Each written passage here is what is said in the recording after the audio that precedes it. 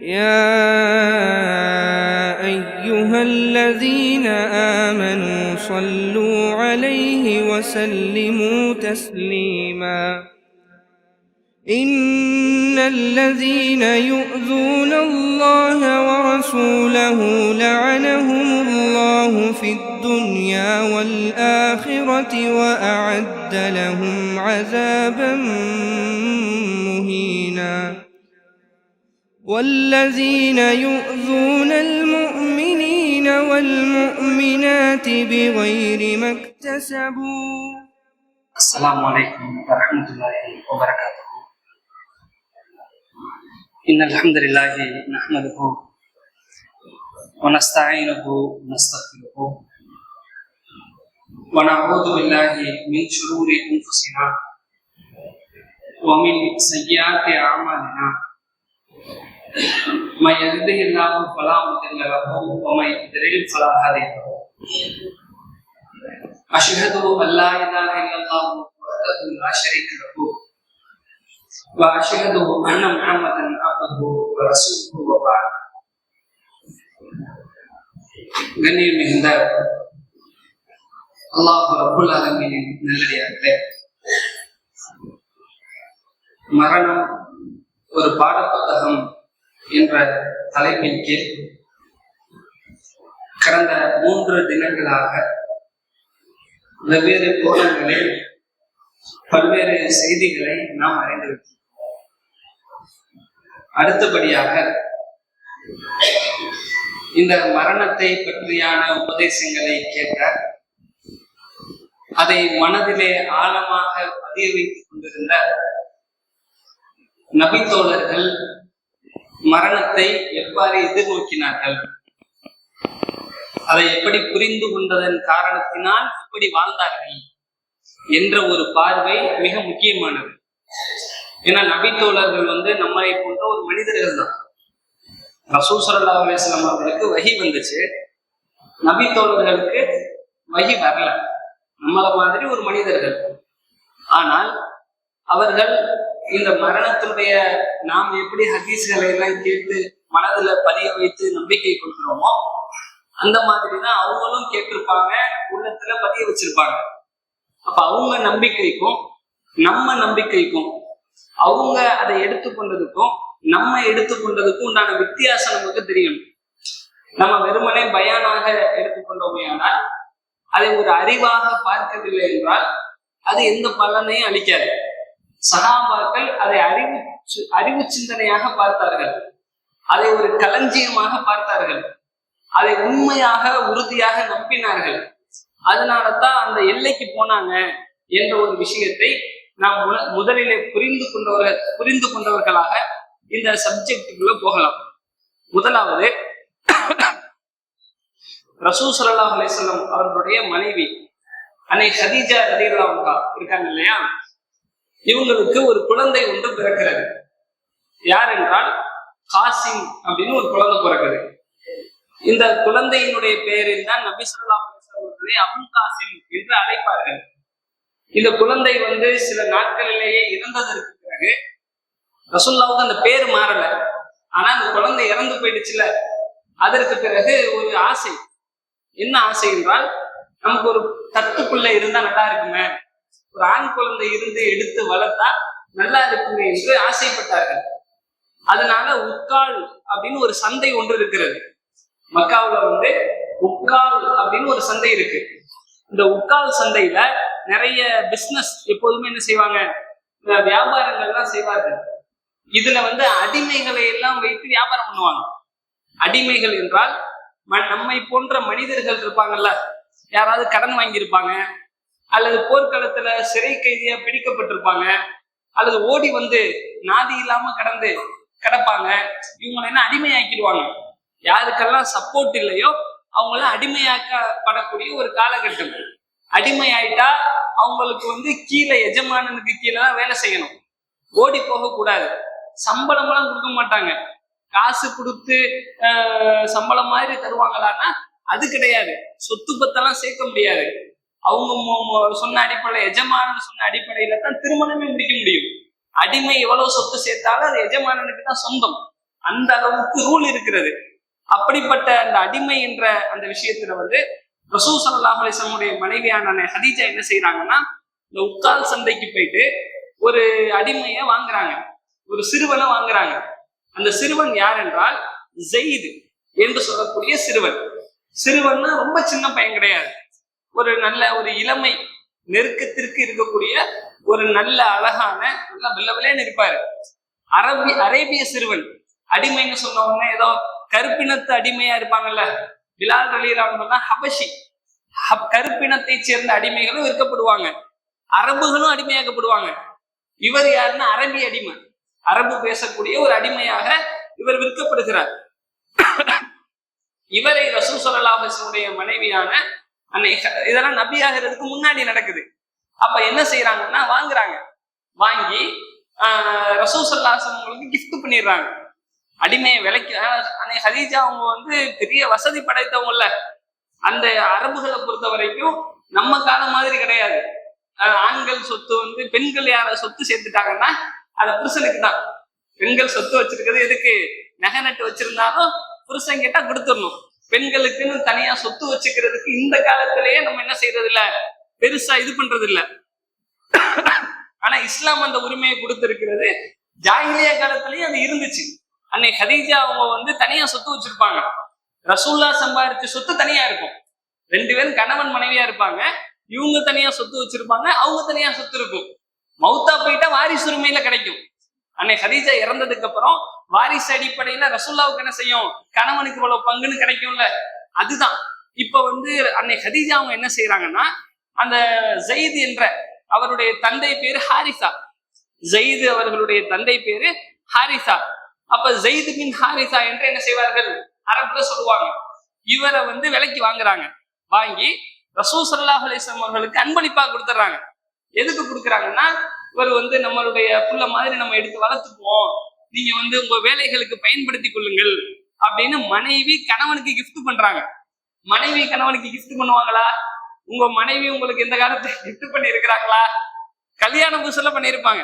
கல்யாணம் முடிச்ச அந்த 1 வருஷத்துல என்ன பண்ணிருப்பாங்க, புருஷனுக்கு ஏதாவது செய்யணும்னு சொல்லி சட்டை வாங்கி கொடுக்கறது அதான் பண்ணியிருப்பாங்க. ஒரு 10 வருஷம் கழிச்சு நீங்க நிறைய கிஃப்ட் பண்ணியிருப்பீங்களே தவிர நீங்களும் பண்ணியிருக்க மாட்டேங்கிறது சொல்ல முடியாது. ஆண்களும் பண்றது இல்ல, பெண்களும் பெருசா என்ன செய்யறது இல்ல, பண்றது இல்ல. ஆனா அதெல்லாம் அன்பை என்ன செய்யும் என்றால் அதிகரிக்கும். அதனாலதான் அன்னை ஹதீஜா அவங்களுடைய மேல ரொம்ப அன்பு வச்சிருப்பாங்க. இப்ப என்ன செய்யறாங்கன்னா, இந்த அடிமையை வந்து அன்பளிப்பா கொடுத்துட்டாங்களா, ரசூல் ஸல்லல்லாஹு அலைஹி வஸல்லம் அவர்கள் இந்த ஜெயித் பின் ஹாரிசா என்ற அந்த அடிமைய அடிமை மாதிரி வைத்துக் கொள்ளவில்லை. தாம் பெத்த பிள்ளையை எப்படி வளர்ப்பாங்களோ, பெத்த பிள்ளைக்கு எப்படி உணவு கொடுப்பாங்களோ, பெத்த பிள்ளைக்கு எப்படி ஆடைகள் கொடுப்பாங்களோ, பெத்த பிள்ளைக்கு எப்படி வீடு வசதிகள் செஞ்சு கொடுப்பாங்களோ, பெத்த பிள்ளைகிட்ட எப்படி பேசுவாங்களோ, அதே மாதிரியே வச்சுக்கிட்டாங்க. அதனால அவருக்கு வந்து நான் அடிமை அப்படிங்கறத ஞாபகம் இல்லை. ஜெயிதுக்கு வந்து அடிமை மாதிரி நடத்தினா தானே அடிமை ஞாபகம் இருக்கும். ஆனா அவருக்கு ஞாபகமே இல்லை. அந்த அளவுக்கு அதீத பாசம் காட்டி ரொம்ப நல்லபடியாக அவர்கள் என்ன செய்தார்கள், ரசூல் ஸல்லல்லாஹு அலைஹி வஸல்லம் வைத்துக் கொண்டார்கள். இந்த நேரத்துல என்ன ஆகுதுன்னா, ஏன் ரசூலுல்லாஹ்வுடைய குணமும் அது. 2வது ஜெயித் மேல பாசம், அந்த பாசத்தின் காரணத்தினாலேயே அப்படி இருந்தாங்க. அதுக்கப்புறம் என்ன ஆகுது என்றால், இந்த ஜெயித் அவர்களுடைய தந்தை இருக்காருல ஹாரிசா, இவர் வந்து வேற ஊருக்காரரு, சிரியா மாதிரி ஏதோ ஒரு பக்கத்துல தொலை தூரத்துல அவர் இருக்கிறார். ஹாரிசாவுக்கு ஒரு தம்பி இருக்கிறார். ஜெயிதுக்கு வந்து தந்தை சித்தப்பா, சாச்சான்னு சொல்லுவோம் இல்லையா, ஜெயிதினுடைய தந்தையான ஹாரிசாவுடைய தந்தை, அவங்க 2 பேர் என்ன செய்யறாங்கன்னா, இந்த மாதிரி மக்காவுல உங்க புள்ள அடிமையா இருக்கிறாரு அப்படின்னு கேள்விப்படுறாங்க. அதாவது தகவல் வரும்ல, மக்காவுக்கு யாராவது வந்திருப்பாங்க, ஜெயித பார்த்திருப்பாங்க, என்ன விவரம் ஏதுன்னு கேட்டிருப்பாங்க. இந்த தகவலை ஹாரிசா கிட்ட போயிட்டு சொல்றாங்க. சொன்ன உடனே அவர் என்ன செய்யறாருன்னா, நம்ம என்ன காசு கொடுத்தாவது நம்ம பிள்ளைய மீட்றணும் அப்படின்னு நினைக்கிறாரு. அடிமையில இருந்து விடுதலை பண்ணி தொலைஞ்சிட்டாரு போல, அதனால இப்படி வந்து அடிமையானதுனால நம்ம பிள்ளைய மீட்றணும் என்று நினைச்சுக்கிட்டாரு. இந்த நேரத்துல என்ன ஆகுதுன்னா, அவர் அங்கிருந்து அவரும் அவர் தம்பியும் கிளம்பி மக்காவுக்கு வந்தாச்சு. மக்காவுக்கு வந்தா அன்னை ஹதீஜாவை பார்த்து பேசுறாங்க. ரசூல் ஸல்லல்லாஹு அலைஹி வஸல்லம் ரசூல்லா நபி கிடையாது, முஹம்மதா இருக்கிறாங்க. அப்போ பார்த்து பேசுறாங்க. இப்படி பேசும்போது ரசூல்லா சொன்ன வார்த்தை என்னன்னா, இந்த இருக்கிறாரு ஜெயிது, வந்தா கூட்டு போங்க, நீங்க வந்து விலைக்கு வாங்குறதுக்கு தான் வந்திருக்கிறீங்க, எனக்கு காசு கூட வேணாம், நீங்க கூட்டிட்டு போயிருங்க, அவர் வந்தா கூட்டு போங்கன்ட்டாங்க. அப்படின்னு உடனேயே அப்ப வந்து இப்படி சொல்றாங்கன்னா அவருக்கு ஆச்சரியம். அப்ப போயிட்டு ஜெயித்திட்ட பேசுறாங்க, ட்ரெயின் வாஷ் எல்லாம் பண்றாங்க, வா நம்ம வீட்டுக்கு வா, நம்ம சந்தோஷமா நம்ம ஊர்ல இருக்கலாம் அப்படின்லாம் சொல்றாங்க. ஆனா ஜெயித் என்ன பண்ணிட்டாருன்னா மறுத்துட்டாரு. நான் உலகத்துல எங்க போனாலும் இவ்வளவு சந்தோஷமா இருக்க மாட்டேன், என்னை இவர் பாத்துக்கிற மாதிரி உலகத்துல யாரும் பாத்துக்க முடியாது, இவர்கிட்ட இருக்கிற மாதிரி நான் மகிழ்ச்சி எங்கேயுமே இல்லை என்று நான் அவ்வளவு மகிழ்ச்சியாக இருக்கிறேன். இப்ப பாக்குறாருல எல்லாத்தையும், இந்த மகிழ்ச்சி எனக்கு இல்லை, வேற எங்கேயும் கிடைக்காதுன்னு சொல்லிட்டு பெத்த தந்தையும் சித்த சாச்சாவும் கூப்பிடுறாங்க, மறுத்துருவாரு. மறுத்த உடனேயே அவங்க வந்து ரசூல்லா கிட்ட முகமது அவங்கள்ட்ட சொல்லுவாங்க, அப்துல்லாவுடைய மகனாகிய முகமது கிட்ட சொல்லுவாங்க, கூப்பிட்டா வரமாட்டேங்கிறாரு என்ன பண்றதுன்னு. அப்ப நான் எதுவும் பண்ண முடியாது அப்படின்னு சொல்லிட்டு அவங்க, நான் சரி நீங்க ரொம்ப நல்லபடியா பாத்துக்கிறீங்க, எனக்கே சந்தோஷமா இருக்குது, என் புள்ள என்கிட்ட இருந்தா கூட இவ்வளவு சந்தோஷமா இருப்பாரான்னு எனக்கு சொல்ல முடியாது அப்படின்னு அவங்க வாழ்த்திட்டு போயிடுறாங்க. நம்ம புள்ள நல்லா இருக்குன்னு தானே நினைப்பாங்க, வாழ்த்திட்டு போயிடுறாங்க. இவர் என்ன செய்யறாருன்னா, இவங்க போயிடுறாங்கல்ல, அப்புறம் வந்து ரசூல் ஸல்லல்லாஹு அலைஹி வஸல்லம் உங்களுக்கு ரொம்ப சந்தோஷம். என்னன்னா தந்தை பெத்தவர் வந்து கூப்பிடுறாரு, சாச்சா வந்து கூப்பிடுறாங்க, போக மாட்டேன்னு சொல்லிட்டாரு இந்த ஜெயிது, இப்ப எவ்வளவு பாசம் இருக்கும் அப்படின்னு ரசூலுல்லாஹ்வுக்கு அன்னை கதீஜா அவங்களுக்கு ரொம்ப மகிழ்ச்சி பூரிப்பு.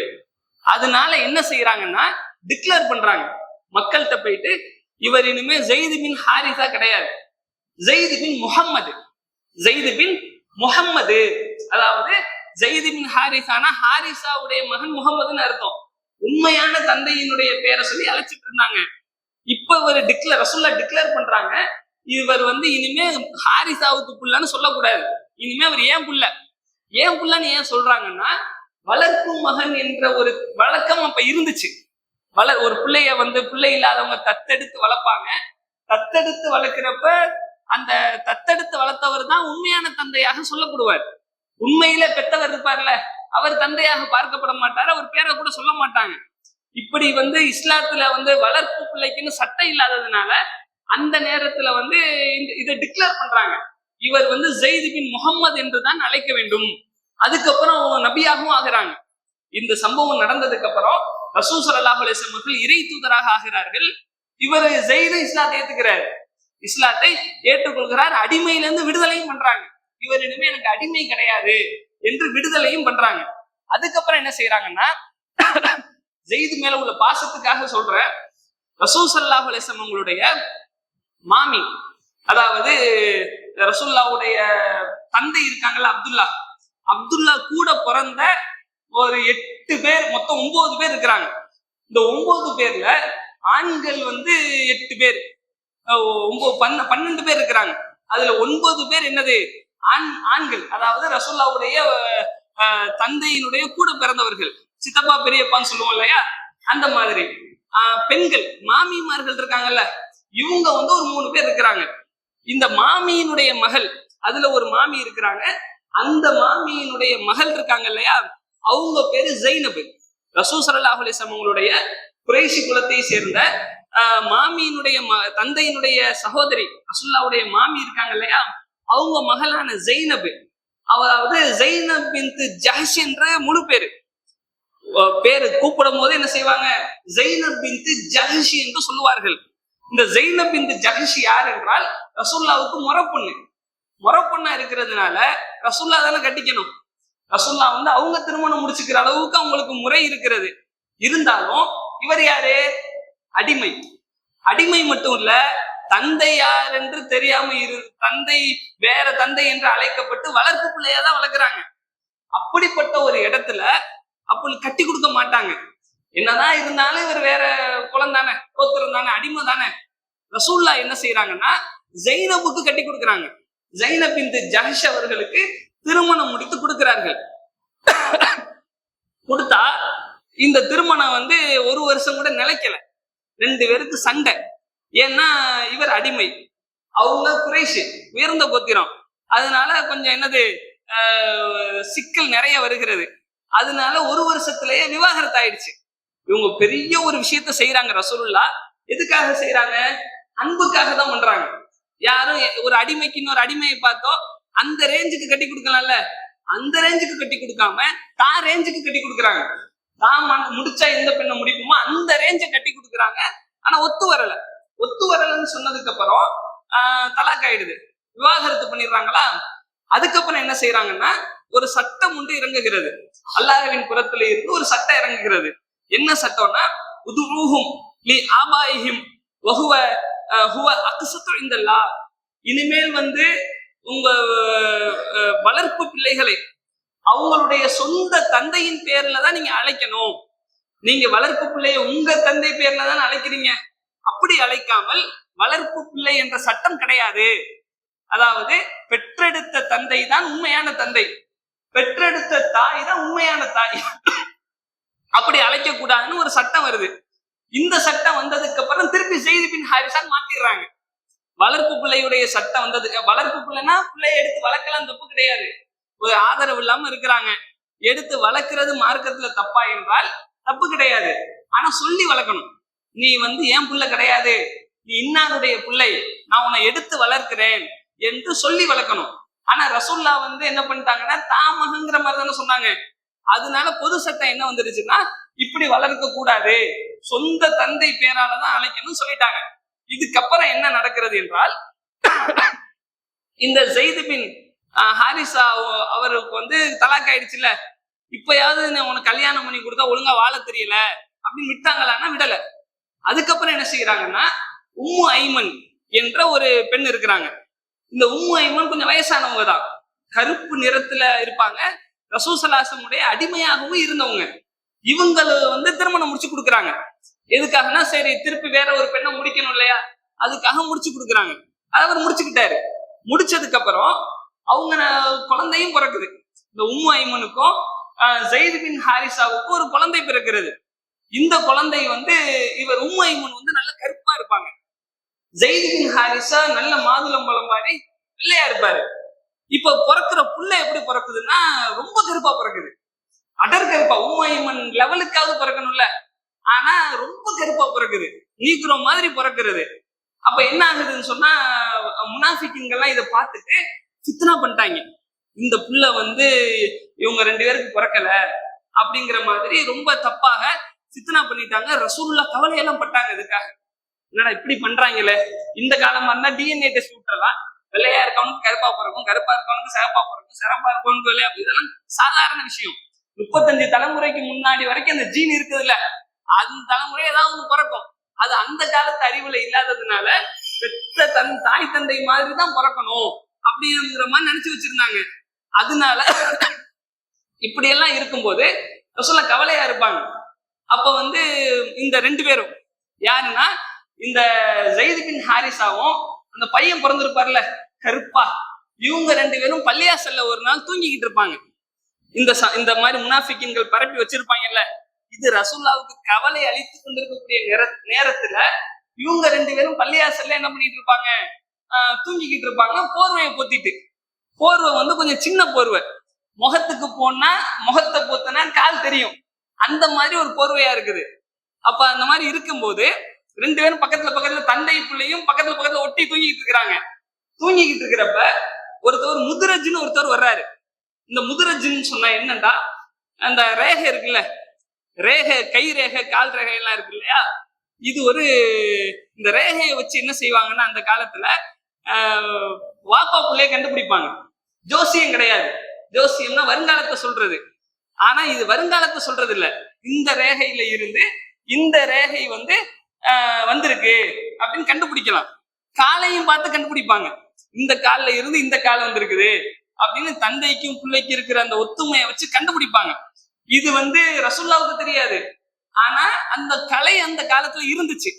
இப்ப டிஎன்ஏ டெஸ்ட் எல்லாம் வந்துருச்சு, ஆனா அப்ப அது இல்ல. அதனால அப்படி இருக்கும்போது இப்படி தூங்கிட்டு இருக்கிறாங்களா, அப்ப அந்த முதுரஜ் என்ன செய்யறாருன்னா பள்ளியாசல்ல இருக்கிறாரு. இருக்கும்போது அவர் பாக்குறாரு, எதை முகம் தெரியல, காலை தான் பாக்குறாரு. காலை பார்த்துட்டு ஒரு கால் வெள்ளையா இருக்குது, ஒரு கால் அடர் கருப்பா இருக்குது. ஆனா ரேகையை தான் கவனிக்கிறாரு.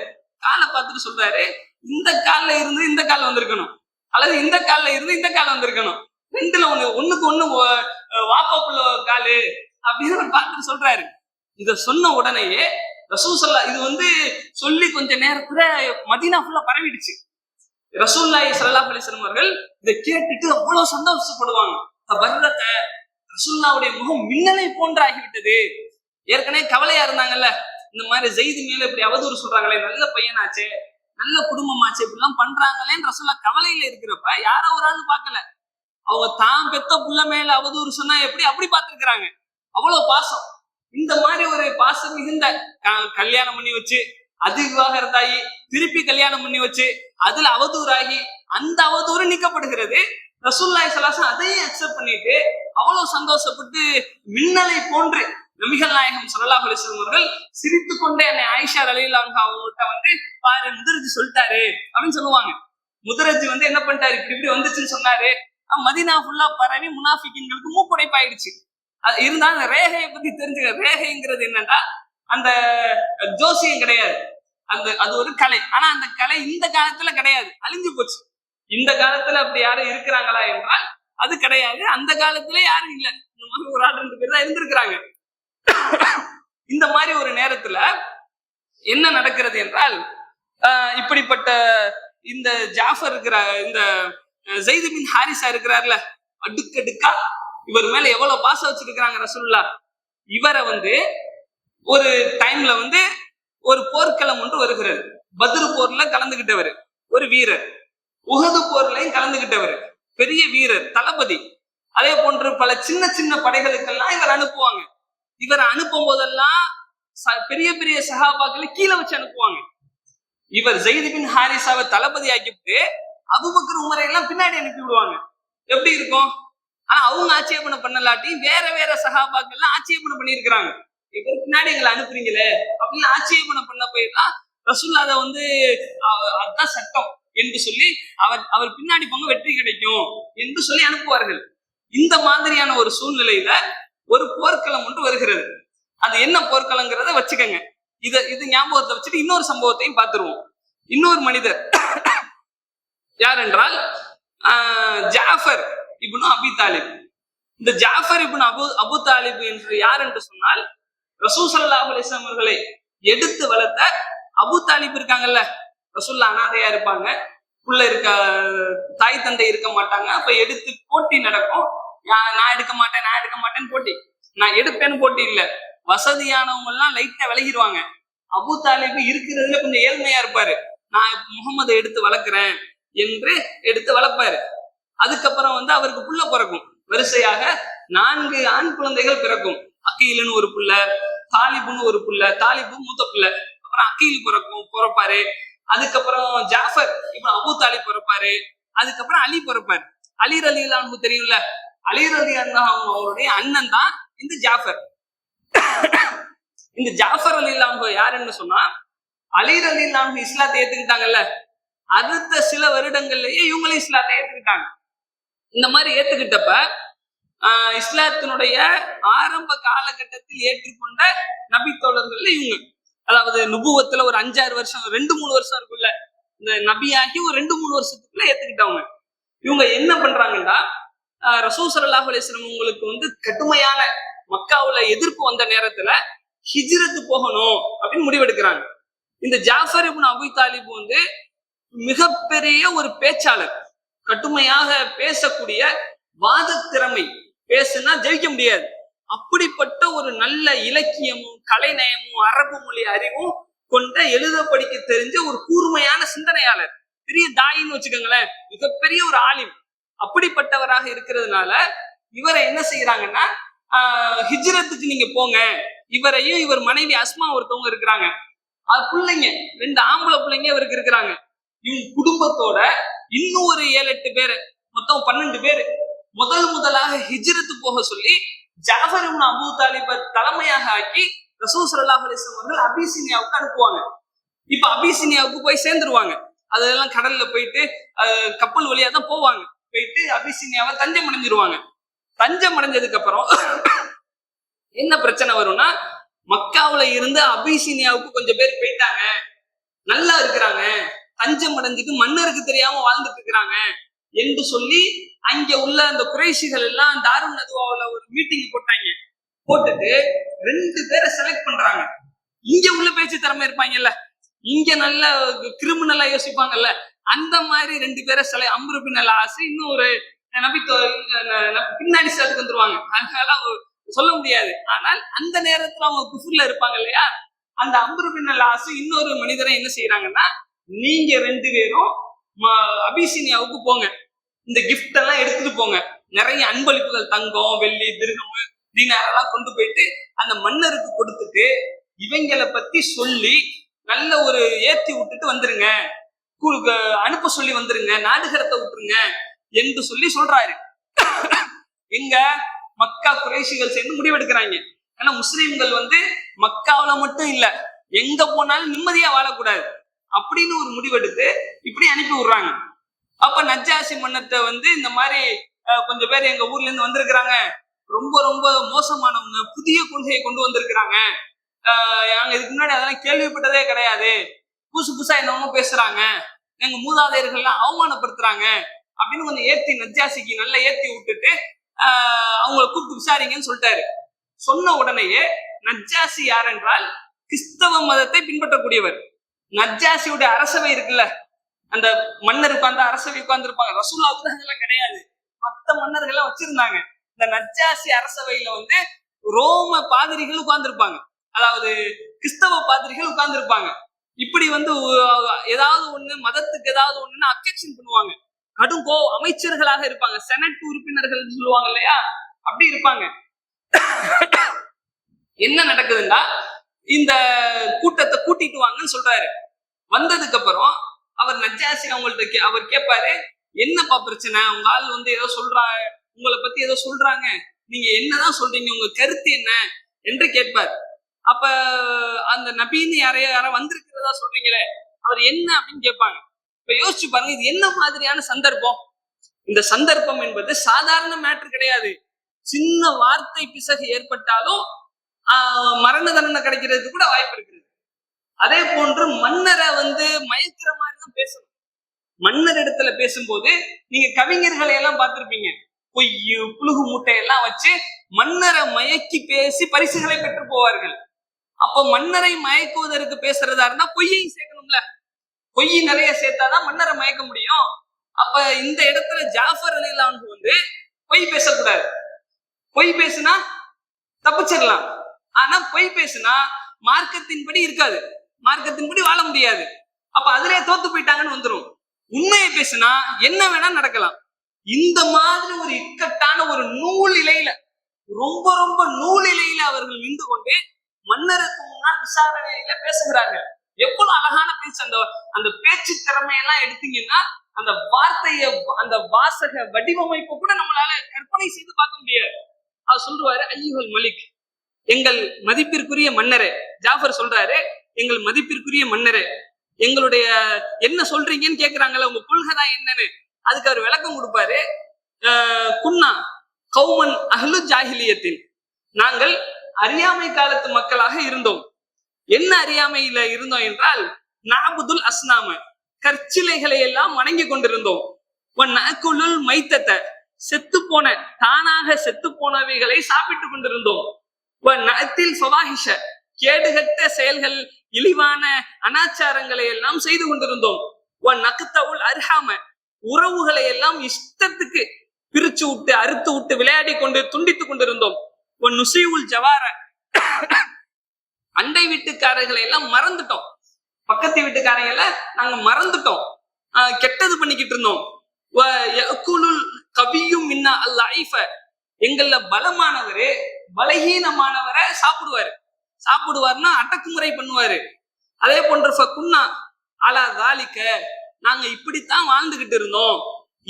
முதல்ல நீங்க என்ன சொல்றீங்கன்னு கேக்குறாரு. என்ன சொல்றீங்கன்னா என்ன சொல்றீங்கன்னு தான் சொல்லணும். அப்படி சொல்லாம நாங்க எப்படி இருந்தோங்கிறாரு. நாங்க இப்படித்தான் இருந்தோம், எங்க பழைய வாழ்க்கை இப்படி இருந்து சொல்றது பூரா கேடுகட்ட விஷயமா இருக்குது. இதெல்லாம் சொல்லும்போது என்னடா வாழ்க்கை நடப்போம்ல, இவங்க கொஞ்சம் வேத அறிவு கொண்டவங்க, அதனால இதெல்லாம் தப்புங்கிறது கொஞ்சம் தெரியும். அதை வச்சுக்கிட்டு நல்ல வாசக அமைப்பு கரெக்டா அமைக்கிறாரு.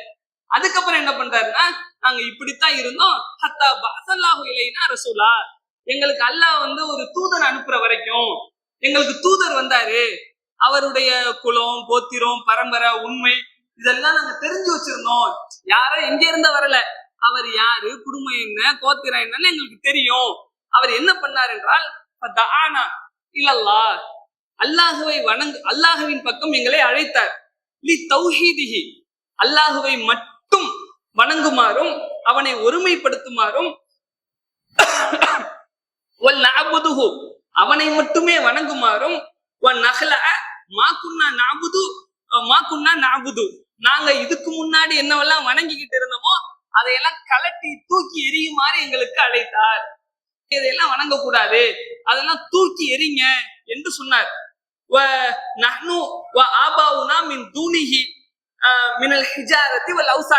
நாங்கள் கற்களையும் சிலைகளையும் வணங்கி கொண்டிருந்தோம். எங்களுடைய முன்னோர்கள் சொன்ன மாதிரிதான் வணங்கணும். நாங்க வணங்கணும்னா சிந்திச்சு சிலைக்கு அறிவு இருக்குன்னா வணங்கல. எங்க முன்னோர்கள் இப்படித்தான் பண்ணாங்க, அதனால நாங்க பண்ணோம். அதையெல்லாம் விட சொன்னாரு. முன்னோர்கள் சொல்றதை கேட்காதீங்க, அந்த கவுலை விட்டு விடுங்கள், வார்த்தைகளை விட்டு விடுங்கள் என்று அவர் எங்களுக்கு கட்டளையிட்டார். அமரனா பிசிதுகின், உண்மையை மட்டுமே பேசுங்கள் என்று சொன்னார். அதாயில் அமானா, உங்களிடத்துல யாராவது உங்களுக்கு பொருள் அமானிதமாக கொடுத்தால் அதை மீண்டும் அதுல பத்திரமா ஒப்படைத்து விடுங்கள் என்று சொன்னார். சிலத்து ரஹிம், உறவுகளை எல்லாம் நீங்கள் நல்லபடியாக இணைத்து வாழுங்கள் என்று சொன்னார். ஹுஸ்னில் ஜவார், உங்களுடைய அண்டை வீட்டுக்காரர்களிடத்திலே கெட்டது எதுவும் செய்யாம நல்லபடியாக நடந்து கொள்ளுங்கள் என்று சொன்னார். அதே போன்று கஃபி அனில் மஹாரிமு திமாயி, எதுக்கெடுத்தான வாழை எடுத்து வெட்டுறது, ரத்தத்தை பார்க்கறது, அதுல ஒரு ருசி பார்க்கறதா நாங்க இருந்தோம்ல, அதெல்லாம் கூடாது என்று சொன்னார். அனில் ஃபவாஹிஷி, அருவருப்பான செயல்களை விட்டெல்லாம் எங்களை தடுத்தார். கௌலி ஜூர், கெட்ட வார்த்தை பேசக்கூடாது என்று சொன்னார். அகிலி மாலிலித்தின், அனாதைகளுடைய சொத்துக்களை சாப்பிடக்கூடாது என்று சொன்னார். இந்த கற்பொழுக்கம் இருக்கக்கூடிய பெண்கள் மீது அவதூறு சொல்லுவதை எல்லாம் எங்களுக்கு தடுத்தார். இதெல்லாம் சொன்னதுக்கு காரணம் என்னன்னா, அல்லாஹுவுக்கு இணை வைக்க கூடாது என்ற அந்த அடிப்படையின் மீது வைத்துதான் இதையெல்லாம் சொன்னாரு. அதற்கு பிறகுதான் தொழுக சொன்னாரு. எங்களுடைய பொருள்களுக்கு தர்மம் செய்ய ஜக்காத்து கொடுக்க சொன்னாரு. நோன்பு வைக்க சொன்னாரு என்று ஜாஃபர் ரலியல்லாஹு அன்ஹு, இதெல்லாம் இந்த வாசக அமைப்பு பாருங்களேன். நாங்க இப்படி இருந்தோம், நாங்க இப்படி எல்லாம் செஞ்சுட்டு இருந்தோம், அதுக்கப்புறம் எங்களுக்கு இப்படி இப்படி எல்லாம் அவர் கட்டளை இட்டாரு, இதை குறை சொல்ல முடியுமா? இந்த பேச்சு திறமை நமக்கு இருக்கா? இந்த வாசக அமைப்பு எப்படி அமைச்சிருப்பாரு, எவ்வளவு யோசிச்சிருப்பாரு. அல்லாஹு தாலா அந்த திறமையை அவருக்கு அல்லாஹு தாலா கொடுத்திருந்தாங்க. அப்ப அதையெல்லாம் சொன்னதற்கு பிறகு என்ன செய்யறாருன்னா, இந்த நஜ்ஜாசி வந்து, என்னப்பா இது எல்லாம் கரெக்டா தானே இருக்குது, இல்ல என்ன தப்பு கண்டுபிடிச்சிங்கன்னு கேட்பாரு. அப்ப இல்ல நாளைக்கு இது பத்தி பேசுவோம் அப்படின்னு சபையை முடிச்சிருவாங்க. முடிச்சுட்டு நாளைக்கு இவங்களுக்கு எதிராக ஏதாவது பண்ணணும்னு சொல்லிட்டு போயிட்டு அடுத்த நாள் திருப்பி சபை கூடும். இன்னொரு பாயிண்ட், ஒரு நல்ல யோசிச்சு நைட்டு பூரா ரூம் போட்டு யோசிச்சு, இந்த அம்ரு பின் ஆசா அவங்க இன்னொருத்தவர் என்ன பண்ணுவாங்கன்னா, ஒரு புது பாயிண்ட் எடுத்துட்டு வருவாங்க. இந்த மேட்ரு வேலைக்கு ஆகல, மக்காவுல ஏதோ புது மார்க்கெல்லாம் நஜ்ஜாசிக்கு தெரியல, அவங்க முடியல கைய வைக்கணும். அதுக்காக என்ன செய்யணும்னா, இவன் மரியமை இழிவுபடுத்துறாங்க, ஈசாவை இழிவுபடுத்துறாங்க, நம்ம சொன்னாதான் இது வேலைக்கு ஆகும் என்று சொல்லி நைட்டு பூரா யோசிச்சு பிளான் பண்ணி திட்டம் போட்டுட்டு அடுத்த நாள் வந்து இதை சொல்லிட்டாங்க. அப்ப நஜ்ஜாசி கூப்பிடுறாரு. கூப்பிட்டு, என்ன இப்படி வந்து நீங்க மரியமை பத்தி ஏதோ இழிவா சொல்றீங்களாம்ல, அதே போன்று எங்களுடைய ஈசா, நாங்க கடவுளின் மகனாக வணங்கக்கூடிய ஈசாவை பத்தி ஏதோ தப்பா சொல்றீங்களாம்ல என்று திடுக்கடுக்குன்னு பாயிண்ட் வைக்கிறாரு. இது வச்சா என்ன ஆகும்? அவங்க சொல்றது கிட்டத்தட்ட உண்மைதானே. ஈசாவை வந்து கடவுளுடைய மகன் இல்லைன்னு தானே சொல்றோம். அவங்க என்ன சொல்லுவாங்க, ஈசாவை அடிமைங்கிறாங்க, நீங்க கடவுள்னு சொல்றீங்க, ஆனா இந்த முஸ்லிம்கள் தஞ்சம் புகுந்து வந்திருக்கிறாங்களே இவங்க அடிமைன்னு சொல்றாங்க அப்படின்னு இவங்க சொல்றாங்க, மக்கா காஃபிர்கள் சொல்றாங்க. இப்படி சொல்லும் போது அடிமை இல்லைன்னு சொல்றாங்கன்னு சொல்ல முடியுமா? உண்மையைத்தானே பேசணும். அப்ப ஒரு மன்னர் முன்னாடி தைரியமாக நேத்து பேசியாச்சு, ஏன்னா நம்ம சைடு உள்ள மேட்ரு. இன்னைக்கு நஜ்ஜாசி மேட்ரு, அதை நம்ம உள்ளபடி சொன்னோம்னா முடிஞ்சு கதை. வேணா சுத்தி உள்ளவங்க பூரா கிறிஸ்தவ உலமாக்கள், அவங்கள்ட்ட இவர்கிட்ட தப்பிச்சாலும் இவங்கள்ட்ட தப்பிக்க முடியாதுங்கிற ஒரு லெவல்ல போட்டு உடைக்கிறாரு. எவனா இருந்தாலும் சரி, அதிகபட்சம் என்ன பண்ணுவீங்க பண்ணிக்க என்ற லெவல்ல தான் ஜாஃபர் பேசுறாங்க. இந்த ஜாஃபர் இப்னு அபீ தாலிப் அவர்கள் பேசுகிறார்கள், ஆம் நாங்கள் வந்து மரியமை பற்றி இப்படி சொல்லுகிறோம், அவங்க வந்து உலகத்தில் மிக தூய்மையான பெண் என்றும், ஈசா அவர்களை பற்றி அவர் அல்லாஹ்வுடைய அடிமை என்றும், அல்லாஹ்வுடைய கட்டளை என்றும், அல்லாஹ் ரப்புல் ஆலமீன் தனது ரூஹை அவருக்கு ஊதினான், கன்னி மரியமுக்கு அவர்கள் பிறந்தார்கள் என்றும், அவர்கள் தொட்டில் குழந்தையாக இருக்கும் போது மஹதி சபியா, சின்ன தொட்டில் குழந்தை இருக்கும் போது மக்கள்கிட்ட பேசினாங்க என்றும் எங்களுடைய குர்ஆன்ல இருக்குது அப்படின்னு அந்த சூரத்துல் மரியம் இருக்குல்ல, அதாவது திக்ரு ரஹ்மத்தி ரப்பிக அப்தஹு ஜக்கரியான்னு ஒரு சூரா இருக்கிறது. மரியம்னு பேர் வைக்கல, அந்த காஃபாய ஐன்சாதுன்னு ஒரு சூரா இருக்கிறது. அந்த சூறாவை வந்து ஓதி காட்டுவாங்க. அதுல ஜக்கரியா நபி கேட்ட துவாவுல இருந்து ஜக்கரியா நபிக்கு யஹ்யா அலைஹிஸ்ஸலாம் பிறந்தது, மரியம் அலைஹிஸ்ஸலாத்துக்கு ஈசா அலைஹிஸ்ஸலாம் பிறந்ததுல இருந்து எல்லா தகவலையும் பிச்சு பிச்சு அக்வேரா வரும். ரொம்ப ரொம்ப அழகா இருக்கும். அதை நீங்க படிச்சு பாருங்க. கால இன்னி அப்துல்லா ஆத்தானியல் கிதாப், அந்த ஈசா அலைஹிஸ்ஸலாம் குழந்தையில சில வார்த்தைகள் பேசுவாங்க, ரொம்ப கேட்கவே அழகா இருக்கும். அதையெல்லாம் அவர் ஓதி காட்டுவார். நஜ்ஜாசிக்கு அரபு தெரியும், ஆனா அரபுகளோட அவர் மொழி வேற இருந்தாலும் அரபுகளோட வியாபார பழக்கம் எல்லாம் இருந்ததுனால அவருக்கு அரபு மொழியும் தெரியும், குர்ஆனுடைய வார்த்தைகளுடைய அர்த்தமும் அவருக்கு விளங்குது. இதெல்லாம் வைத்து கொண்டு அவர் என்ன பண்ணிட்டாருன்னா, இதுல என்ன தப்பு இருக்குதுன்னு எனக்கு தெரியல அப்படின்னு அவரு சொல்லிட்டார். அந்த சூரத்துல் மரியம ஓத ஓத ஓத கண்கள்ல இருந்து அவருக்கு லேசா கண்ணீர் துளிகள் வந்து அப்படியே கண்ணெல்லாம் கலங்கி தாடியில இருந்து வடியுது. அதெல்லாம் பாக்குறாங்க, என்னடா அது நம்ம ஒண்ணு சொன்னா இங்க வேற ஒண்ணு நடந்துட்டு இருக்குது அப்படின்னு இங்க இவங்க பார்த்துட்டு இருக்கிறாங்க. போட்ட பாலெல்லாம் 6 அடிச்சுட்டு இருக்கிறாரு, ஒண்ணும் புரியலையான்னு சொல்லிட்டு இவங்க இருக்கும்போது இங்க இவர் சொல்றாருல, இதுல என்ன தப்பு இருக்குது அப்படின்னு சொல்லிட்டு ஒரு குச்சி எடுப்பாரு, கையில ஒரு கம்பு வச்சிருப்பாரு. இந்த கம்பு அளவுக்கு கூட குறைச்சு சொல்லலாம் உங்க ஆளு ரசூல்லாவ, உங்க நபி வந்திருக்கிறாரு, இந்த கம்பு அளவுக்கு கூட குறைச்சு சொல்லல அப்படின்னு அவர் சொல்லவும் அப்படியே சபையோர்கள் எல்லாம் அதிர்ச்சி ஆயிடுவாங்க. என்னடா நடக்குது இங்க, இவர் ஏதோ புது மார்க்கத்தை கொண்டு வந்து ஏதோ சொல்லிக்கிட்டு இருக்கிறாங்க, இவரு நம்ம மன்னர் என்னடா ஓகேங்கிறாரு, ஒன்னும் புரியலையேன்னு இங்க கிறிஸ்தவ உலமாக்கள் இருக்காங்கல்ல, அவங்க எல்லாம் சர்ச்சை பண்றாங்க. அவரு சொல்லி ஆஃப் பண்ணிடுறாரு.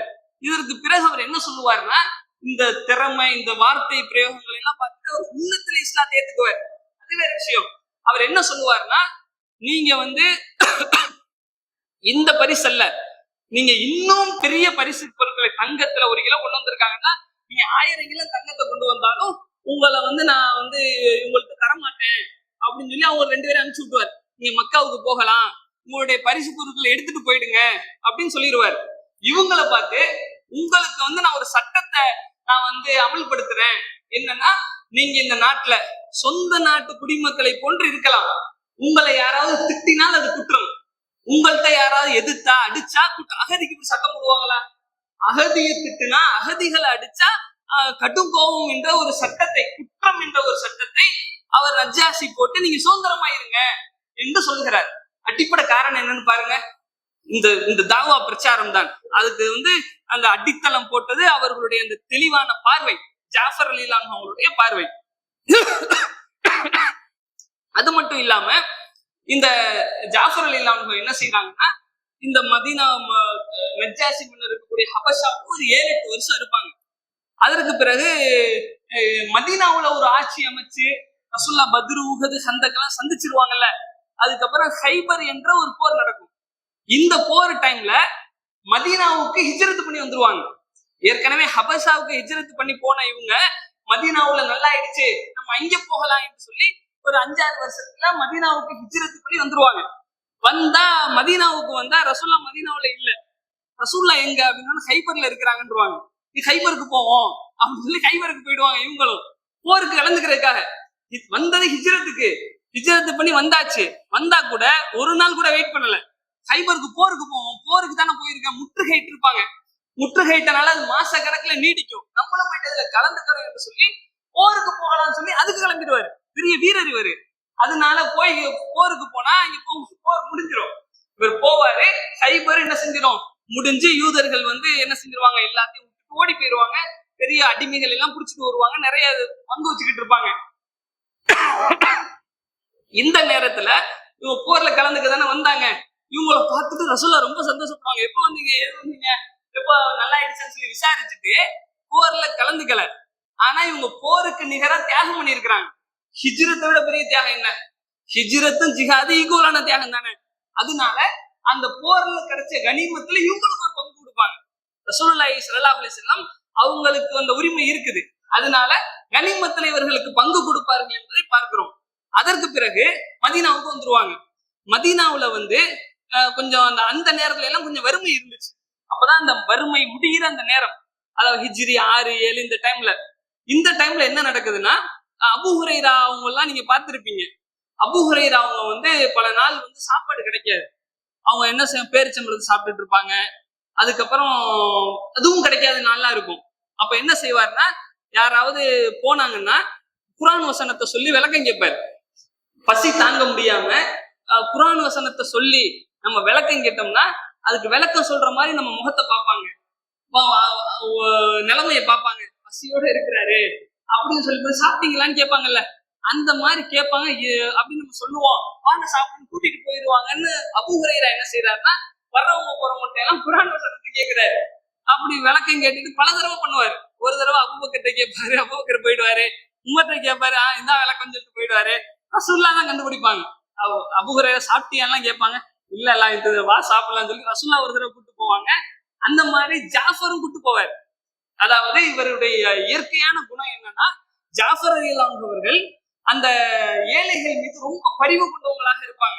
யாரை பார்த்தாலும் முதல்ல சாப்பிட்டீங்களான்னு கேட்கறது, சாப்பாடுலாட்டினா முகத்தை பார்த்து கண்டு கேட்கலாட்டினா கூட கேட்கலாம் இல்லைன்றுவாங்க, நான் சாப்பிட்டேன்னு கூட சொல்லுவாங்க.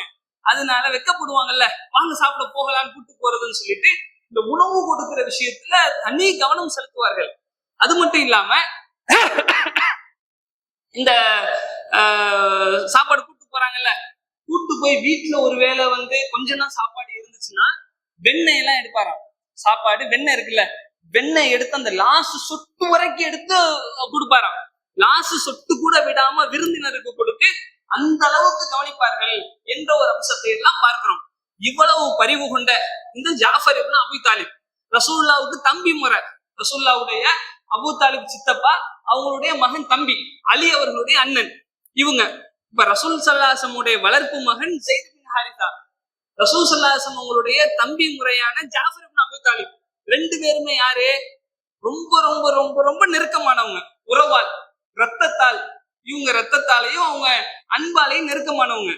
இந்த மாதிரி நேரத்துல ஒரு சம்பவம் ஒன்று நடக்கிறது. ரசூலுல்லாஹி ஸல்லல்லாஹு அலைஹி வஸல்லம் அவர்கள் கூப்பிடுறாங்க ரெண்டு பேரையும், இன்னொருவரையும் கூப்பிடுறாங்க, அப்துல்லா இப்னு ரவாஹா என்று ஒருத்தவர். இந்த 3 பேரையும் கூப்பிட்டு சொல்றாங்க, இந்த மக்கா காஃபிர்கள் ஒரு வேலையை பார்த்து விட்டாங்க. என்ன வேலை பார்த்துட்டாங்கன்னா, அவங்களுக்கு போர் செய்ய முடியாது.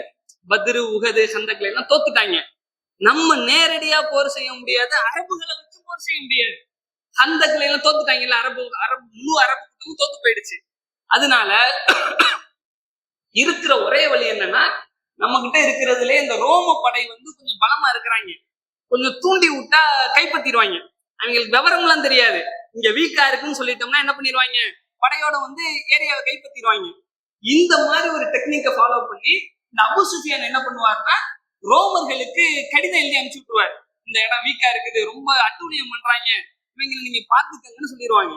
அவங்க ரோமர்கள் என்ன பண்ணுவாங்கன்னா, உங்களை நாங்க தாக்க வருகிறோம் அப்படின்னு கடிதம் எழுதி ஒட்டர்கள்ட்ட கொடுத்து விட்டு, நாங்க உங்களை தாக்க வருகிறோம் அப்படின்னு கடிதம் எழுதி அனுப்பிச்சு விட்டுருவாங்க.